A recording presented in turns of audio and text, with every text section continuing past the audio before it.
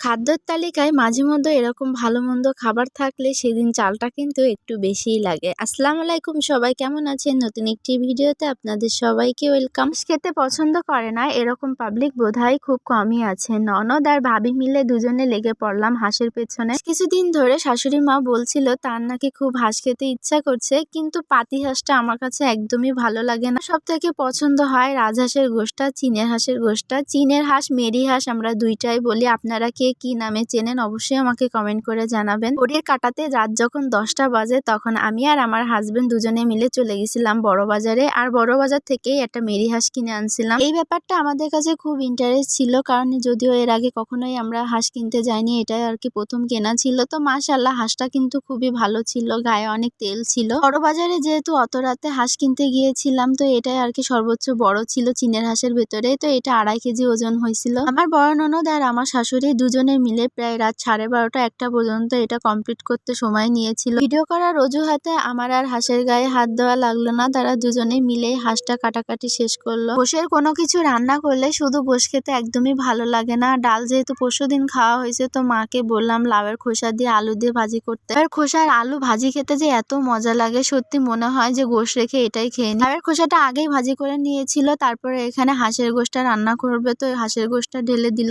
মতন যা যা লাগবে মা অল্প অল্প করে এখানে সবকিছুই দিয়ে নিয়েছে, আর আমি ব্লেন্ডারে মশলাটা করে নিয়েছিলাম, আজকে আর হাঁটতে পারিনি। যে কোনো গোশের মশলাটা পরিমাণ মতন একটু বেশিই দিতে হয়, না হলে একটু ভালো লাগে না আমার কাছে মনে হয়। হাঁসের গোশ যেহেতু রান্না করা হচ্ছে বেশ অনেকদিন পরে, আর শীতকাল না হলে কিন্তু হাঁসের গোশটা খুব একটা মজা লাগে না, যদিও এখনো তেমন একটা শীত পড়েনি। আর এরকম সময় হাঁসের গোশ খেতে কিন্তু সবারই অনেক বেশি পছন্দ হয়। আর হাঁসের গোশ খেতে ইচ্ছা করছে, মার নাম করে আনলেও মা কিন্তু কখনোই একা খেতে পারবে না, যেহেতু আমার দুইটা ননদ আছে। অনেক আশা করে হাঁসটা কিনে আনছিলাম যে সবাই মিলে একসাথে খাওয়া দাওয়া করব, আর সবাই মিলে একসাথে খাওয়া দাওয়া করার মজাই কিন্তু আলাদা। ভাগ্যবশত সবাই মিলে একসাথে আজকে আর খাওয়া হয়নি, আজকে শুধু আমরাই খেয়েছিলাম। বড় ননদের ছেলে আর মেয়ে দুজনই খুব অসুস্থ, যার কারণে তারা আমাদের বাসায় আর খেতে আসতে পারেনি। আর ছোট ননদের ছোট ছেলেটার গায়ে পক্স উঠেছে প্রচুর পরিমাণে, গা হাত পা ব্যথা, এর জন্য সেও আর আসতে পারেনি। রাত পর্যন্ত সব ঠিকঠাক ছিল যখনই হাঁসটা আমরা বাছাবাছি করছিলাম, কিন্তু সকালবেলা থেকে এরকম কোনো কিছু শুনলাম, সত্যি তখন মনটা খুব খারাপ লাগছিল। যাই হোক, আপনাদের সাথে গল্প করতে করতে ওইদিকে কিন্তু হাঁসের গোশটা খুব ভালোভাবে কষানো হয়ে গেছে, আর কষানোটা যত বেশি টেস্ট হবে ততই কিন্তু মজা লাগে। তখন ধৈর্য সহকারে যারা আমার ভিডিওটির সাথেই ছিলেন তাদেরকে অসংখ্য ধন্যবাদ। আমার ভিডিওটি যদি আপনাদের কাছে ভালো লেগে থাকে অবশ্যই লাইক, কমেন্ট আর শেয়ার করে আমার পাশে থাকবেন। তো আজকের মতন ভিডিওটি এই পর্যন্তই, সবাই ভালো থাকবেন,